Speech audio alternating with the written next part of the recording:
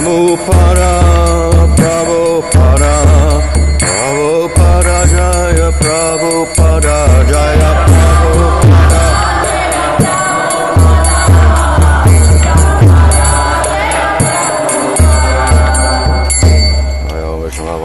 Rajasuya also does this with AC.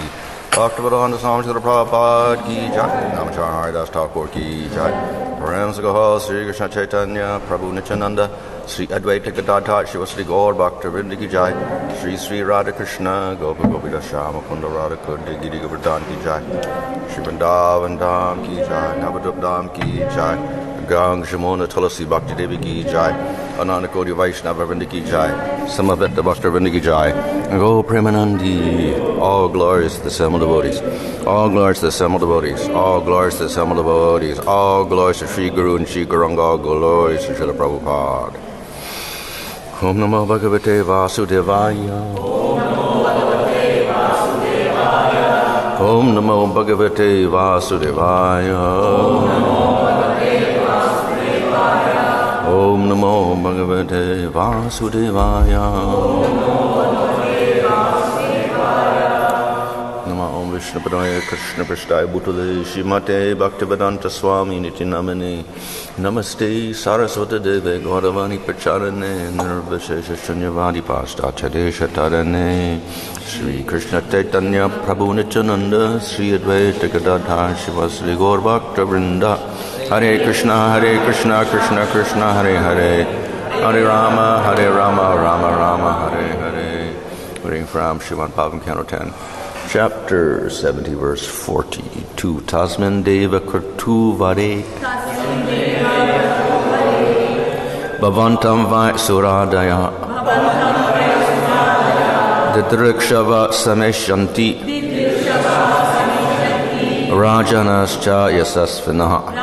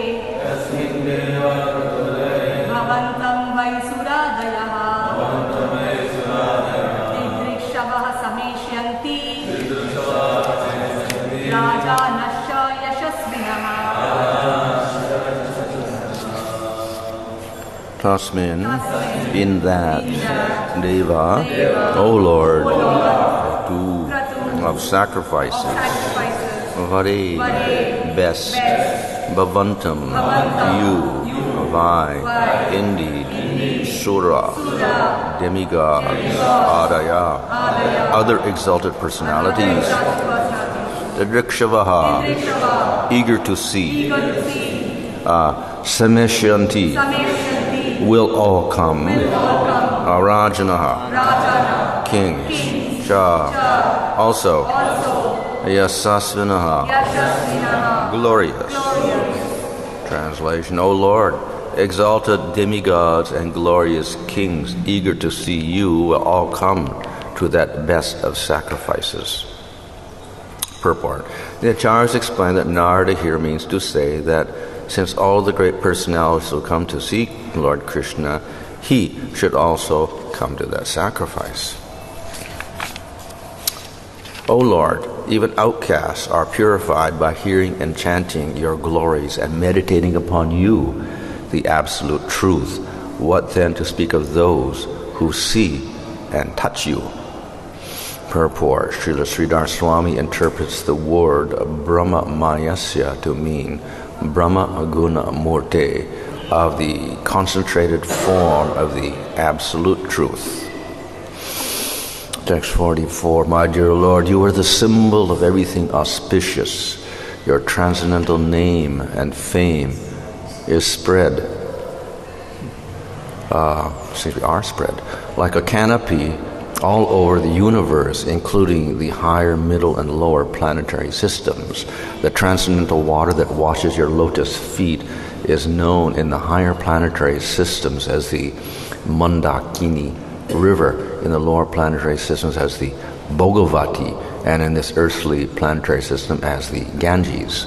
These sacred transcendental water flows through the entire universe, purifying wherever it goes. Purport. This translation is based on Srila Prabhupada's Krsna. Sridhar Swami mentions that the word Digvitanam indicates that Lord Krishna's transcendental glories spread throughout the universe like a cooling canopy over the universal directions.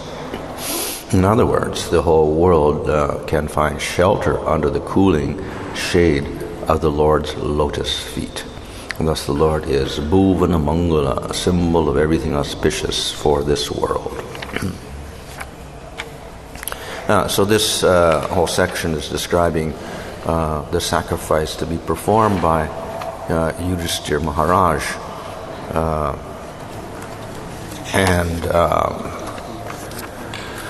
they're called the Rajasuya, in which all, of course, kings would be there, showing their submission to Yudisthira, and great sages would also be there.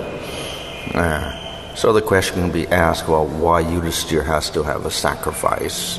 One, of course, is because he is king, so he should illustrate his ability to control all the other minor kings, etc.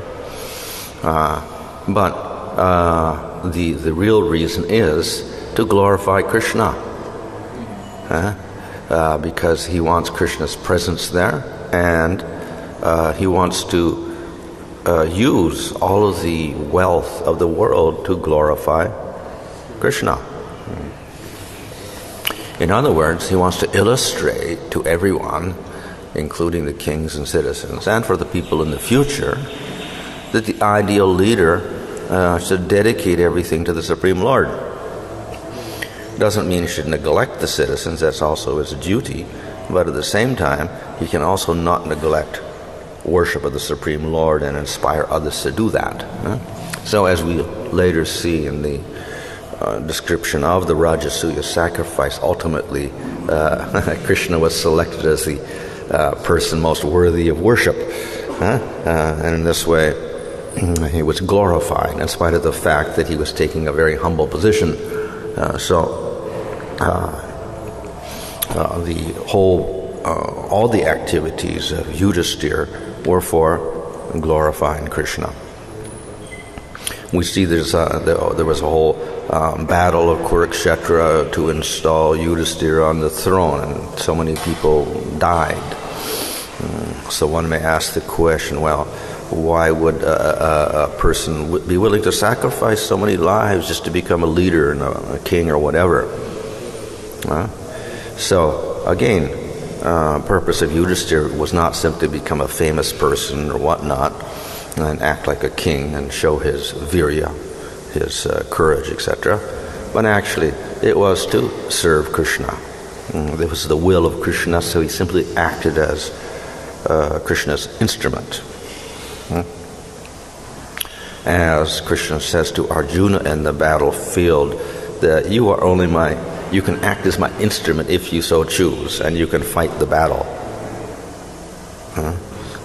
So similarly, Yudisthira was also acted as the instrument of Krishna. Both of them, of course, because they are Nityasiddha devotees, they had no doubt about this, no problem. They didn't have to choose anything because they were spontaneously dedicated to Krishna. So without saying, they would perform all the activities in relation to the Lord. However, externally, in these pastimes, it will sometimes appear that they're doing things which don't look like they're so dedicated to the Lord. They're involved in rituals like Rajasuya sacrifice, or in battles, fighting and whatever, killing relatives, etc. So that's the external aspect of it. So like the Lord, Krishna, who appears like a human being, most like a human being, more than the other forms of the Lord, like Ramchandra, who is also human-like. Krishna performs more human-like activities, including, washing everyone's feet and getting bound up by Mother Yasoda, and so many other activities that make some people wonder if he's God or not. So his devotees also act in a similar type of way, and sometimes it's confusing why they're acting in a particular way. But ultimately, within the pastimes, they are simply trying to serve Krishna, who is acting like a human being. So they're also acting in a similar type of way, inspired by him and following his will. So therefore, we should not think that any of this is Yudisthira's pride or ego or something like that, or a show of his powers. It's not a fault at all. Whatever he does is, of course, the duty of the king, and he has to set a good example for others. And as well, it's meant for glorifying Krishna. So this is in no way some sort of add-on, superfluous type of idea he has, but spontaneously it is, everything he does is for the Supreme Lord. So when he has a sacrifice, he's thinking always, how can I glorify Krishna more? So as a king, then this is one way in which he can do it, by dedicating all of the wealth of his kingdom to Krishna. So here, Narada is expressing the fact that Krishna must attend this sacrifice, because that's the whole intention of Yudisthira. His intention is not to simply control kings and become powerful, but he wants to show Krishna as the person most worthy of worship. So that is what is expressed here, that actually the whole idea is that because so many people will come there, exalted personalities and demigods and kings, etc., they're actually coming to see Krishna. So Krishna has to go there also in order to satisfy everybody. So this also illustrates the relationship between Krishna and his devotees. Yudisthira, on the one hand, wants to glorify Krishna in this particular way. That's his service. And Krishna agrees to this. He's eager to respond to his devotees in all ways. Of course, on Krishna's part, does he need glorification or does he crave glorification? No. He doesn't need anything. He doesn't need people glorifying him all times. He doesn't demand that everybody do kirtan and recite nice verses to him and say how powerful he is. He doesn't need that at all. But when it is expressed with devotion, then he is attracted to those persons because he likes the devotion. He likes the show of affection. That is what he is interested in. Just as Krishna says, offer me a leaf or fruit or flower, but he's not interested in a leaf or fruit or flower, which is material, because he owns everything. And in the spiritual world, everything is spiritual, not material, and it's not subject to deterioration or rotting or imperfections or spots or whatever we may find on the fruits and the flowers here. So what interest does he have in those things? So obviously nothing. But as the verse says, it has to be done with bhakti, filled with devotion. And then the Lord accepts it. So the things we offer in this world are just mediums to express our devotion, and the Lord is attracted to that devotion.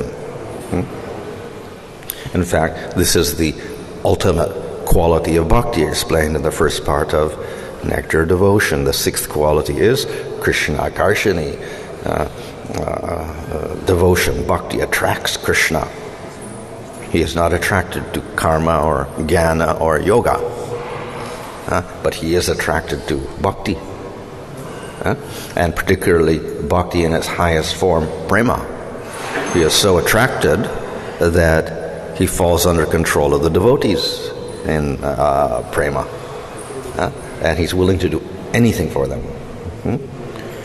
So of course these devotees like Yudisthra and Arjuna, they have that prema, so automatically Krishna comes under their controls. And there's so many verses to say how the Pandavas were very intimately related with the Lord, so that he would go to their house and stay there, and he would act as their guard at night during the war like this, and of course he was the chariot driver of Arjuna, and he's willing to do many things for the Pandavas, acting as their servant, including in the Rajasuya sacrifice. So therefore he is controlled by his devotees, and it's illustrated so nicely by his activities in relation to the Pandavas. And of course the other aspect of it, not only he is fulfilling or subject to their will and controlled by them, but he also wants to glorify them. So he wants to glorify the Pandavas. So he wants to make them the leaders of the world. That is to glorify his devotee, to show that bhakti prevails over dharma in all cases, and that if one is dedicated to the Lord, then one is victorious. As is stated at the end of Bhagavad Gita, where there's Krishna and Arjuna, there is victory. So of course some people don't think like that. They think, oh, you worship Krishna and he'll take everything away from you and you become a loser. But no, it's the opposite. You become the winner. You become the victorious person, as in the case of Arjuna and Yudisthira here. So Krishna likes to glorify his devotees in many, many ways, do many things for them. So the devotees, on the other hand, are not interested in that glorification either. They just want to serve the Lord. But sometimes they do have to accept things that the Lord gives, as Dhruva had to accept a kingdom greater than his father's. Then he had to go to Dhruvaloka, etc., because it was offered by Krishna. So the devotee also has to accept things that the Lord gives. So there is a mutual relationship between the devotee and the Supreme Lord, which is a relationship of a great attachment, affection, devotion. And to some extent it is also inconceivable or inexplicable for us. So we can't rationalize everything that they do, because it is the highest levels of bhakti, that is prema, which is beyond rules and regulations. So therefore their actions are sometimes inexplicable. Krishna may do inexplicable things for his devotees. He may not act according to dharma. He may do opposite things. And even the devotees may do opposite things for Krishna, as we see with the gopis running away from their houses and going to Krishna in the middle of the night. So it's not rational from the material point of view. But from the point of view of prema, that is not a question at all. They're beyond that rationality completely. And there's a different type of, we can say, rationality there in the spiritual world, all based upon this attraction between Krishna and his devotee.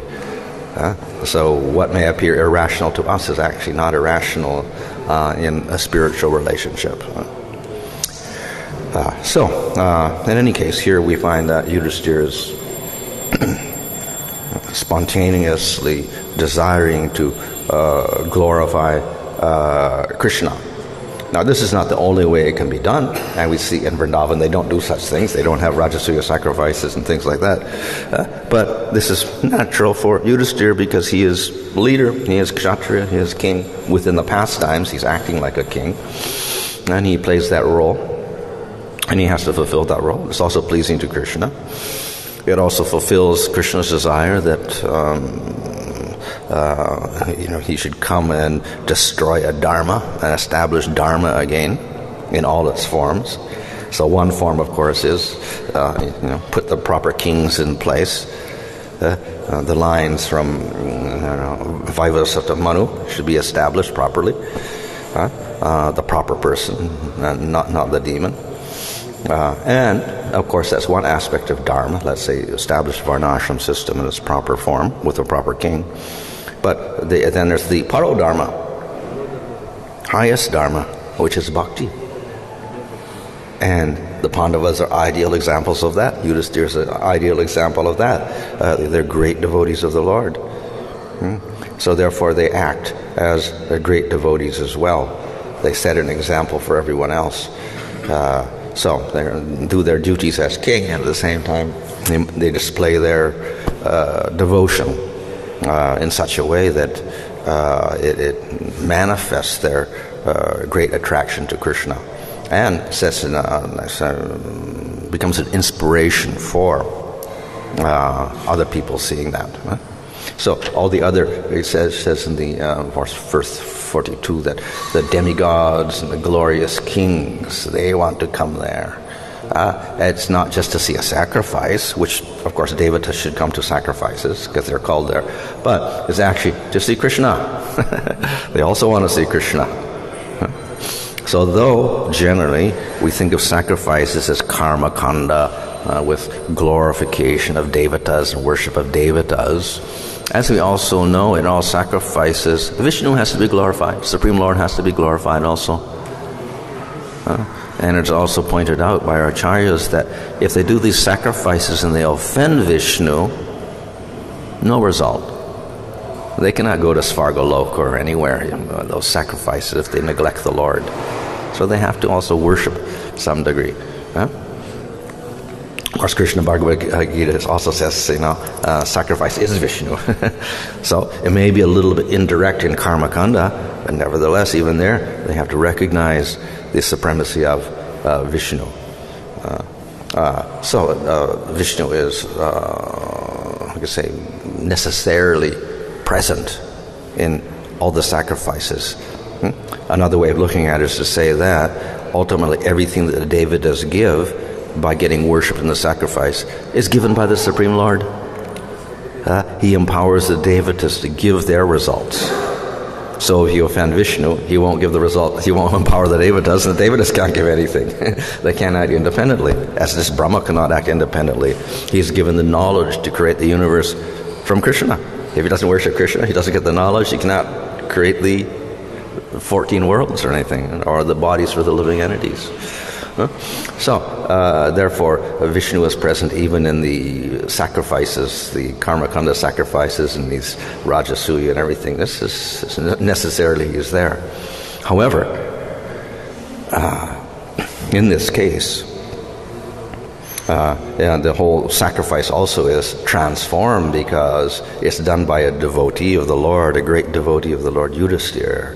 And Yudisthira is not just out of duty doing it with Vishnu also being worshipped, but his idea is to magnify the position of Krishna as the object of worship, not just Vishnu, but Krishna. Even higher than Vishnu is the form of Krishna, which some people won't accept. Demons won't accept that. In fact, that's what Shishupala was arguing. He doesn't even serve to Krishna. How can we worship him? He's not even a kshatriya. He's just a cowherd. He's a vaishya. He's a cheater. He doesn't even accept him as a human being, really, But actually, he's Supreme Lord. Highest person, highest form of the Supreme Lord, higher than Vishnu even. So that is also Yudhisthira's intention, to show that Krishna is the highest form, higher than even Vishnu. So then the sacrifice becomes transformed from just a regular sacrifice with Vishnu giving permission to the devatas to do whatever they bestow on people, etc. It becomes a real glorification of Krishna as the ultimate form of the Supreme Lord. So this also fulfills the purpose of Bhagavatam. The whole purpose of Bhagavatam also is to show that ultimately everyone should worship Krishna. He's the ultimate form. Krishnastu Bhagavan Swayam. Of all the different forms, Krishna is the ultimate form. So everyone should worship him. So Yudisthira is also illustrating that principle. So our acharyas explained that one statement, Krishnastu Bhagavan Swayam, is actually the theme of the Bhagavatam, and every other statement and every other incident should be, interpreted in relation to that. Even they may look independent. If we have a story of Matsya or Kurma or Varaha, how does that relate to Krishna? No, we have to relate it to Krishnastu Bhagavan Swayam somehow or other. So similarly, all the activities of all the devotees again they're illustrating this, how Krishna is the ultimate form of the Supreme Lord. Interesting, however, is that as Krishna is supreme, he is supreme in power. So, therefore, he illustrates more powers than even the Vishnu forms. And, of course, that's illustrated by how Krishna does certain things like bewilder Brahma and then manifests all the universes with all the Vishnus through the cowherd boys, etc., and then makes them all disappear, and only Krishna is left. Or the fact that he killed so many demons in different ways, like Putana. So has great power, as illustrated. But then even more than that is the sweet beauty and sweet pastimes and sweet devotees of Krishna. Very, very special. So that's even a more unique feature, not just the power, but the sweetness is the unique factor which makes Krishna outstanding. And that again is illustrated, of course not to the extent as it is in Vrindavan, but here also with the relationship with the Pandavas and Yudisthira. A very, very sweet relationship is their intimate relationship where Krishna acts on their behalf. He becomes their servant, etc. So he acts in a very, very intimate way that even Vishnu does not do. And we see that in relation to Yudisthira and the Rajasuya sacrifice, etc. So in other words, through this whole incident in the Rajasuya, we get, again, the sweet qualities of Krishna manifesting. So, therefore, the whole sacrifice has a purpose of glorifying the ultimate form of the Supreme Lord, Krishna.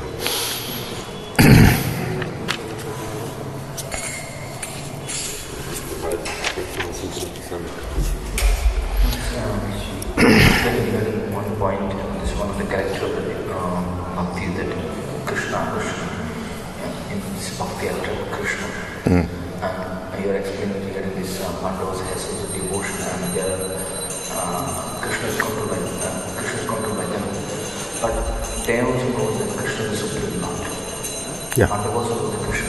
So when someone knows the Krishna is supreme, how can he control the Lord? Well, it's not that he wants to control the Lord, he doesn't think like that, but the Lord does it anyway. The Lord does it because of his attraction to the devotee. So, in the case of, it happens even in the case of Vishnu forms, like with the Ambarish story, then the Lord said, actually, I'm under the control of my devotee also. So, even there, yes, everyone recognizes and Ambarish recognizes Vishnu as supreme, but still, they also appreciate the fact that the Lord, in spite of his position, out of great affection, he does things for his devotee. If he were not to do anything for his devotee, then he would be called indifferent. That would be a fault. So they appreciate that he has such great affection. But with Krishna, it takes more extreme forms, or he does more elaborate things. In the case of Ambarish, then Vishnu gives his chakra to Ambarish and says it's under his control. That's the extent of his surrendering to his devotee. But in the case of Krishna, we find more extraordinary forms of how he's the charioteer driver or whatever like that. And then in Vrindavan, we get more extreme forms where he gets tied up by Mother Yasoda or whatever. So, according to the level of the devotee, he may show that character of Bhakta Vatsala and be under the devotee's control to different degrees. You're seeing one of this Ambarish, it was Vishnu, not Krishna, correct? Mm-hmm. But that shloka is Savai Mana Krishna Padara. Krishna says. Mm-hmm. What's that? That verse, Savai Mana Krishna Padara. Oh, yeah. Krishna is not Vishnu. Yeah. So is Vishnu or really Krishna? Yeah. No, well, in the sense that when finally, Durasa went to Vaikuntha, and then there's Vishnu there, and then Vishnu says, my chakra.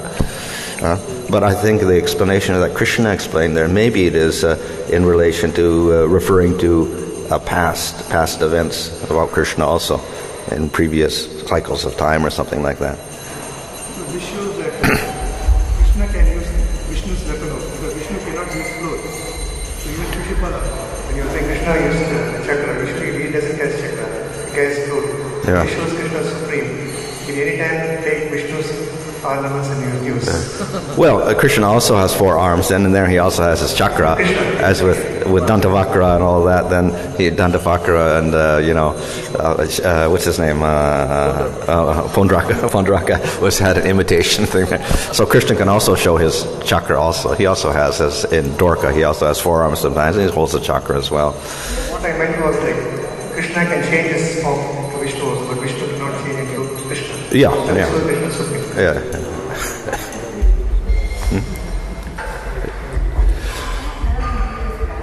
With what? With what you just said. That. Am I allowed to respectfully disagree with the temple president? or does that mean that I don't get invited back? I'm just thinking about the Śrīmad-Bhāgavatam. When Gopakumar goes to Vaikuntha, he sees Vishnu taking the form of Krishna. Ah, okay, he does. Yeah, that's true. Yeah. He does see that. Did I just invite myself? But Gopakumar was not satisfied with that also. He does see that. It was like and then in Vrindavan temple, the Sudarshan chakra is in Vrindavan, in the Govardhan Lila, drying up the water. Ah, okay, yeah. So it's not only working, it's also... Okay, yeah. But they're like temporary. It looks like a temporary manifestation which he wouldn't maintain. He would just show it, but like that, and then it would disappear. Because Garuda is Srina, right? Ah, yeah, 6 man. Yeah. So probably Sudarshan has some Vrindavan form. Yeah.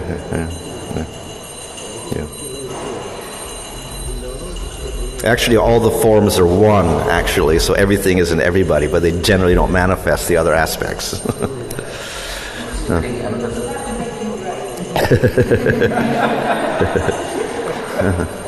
one see in Rajasuya, Krishna was washing the feet of the guest.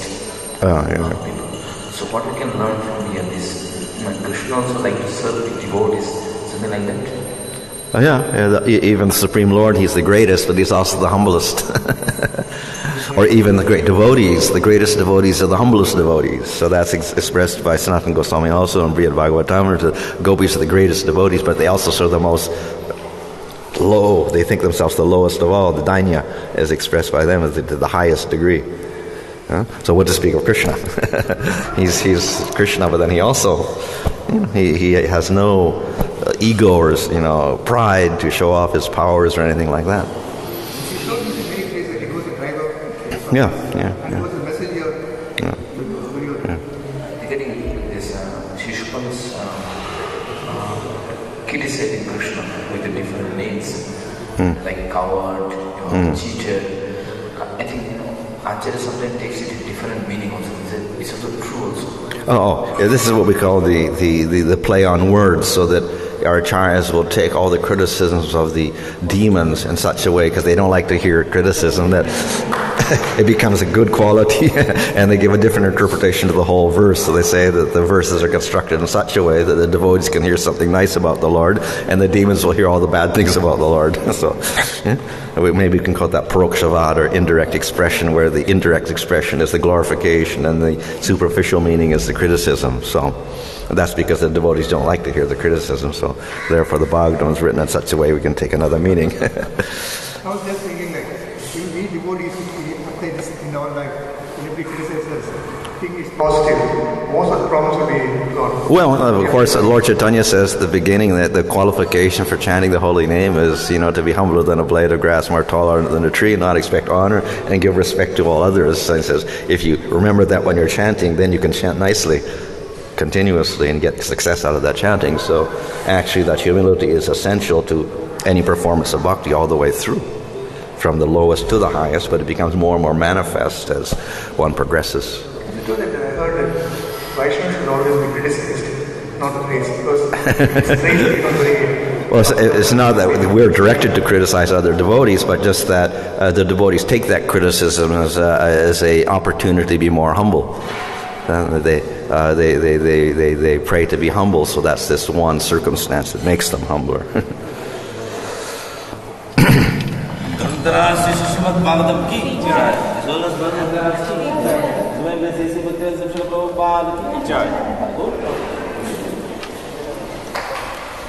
Krishna.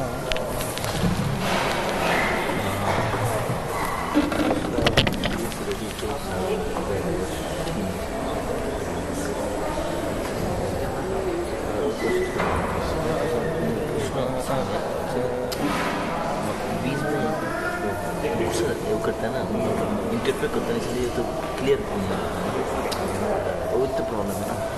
Just let me deal complete with him.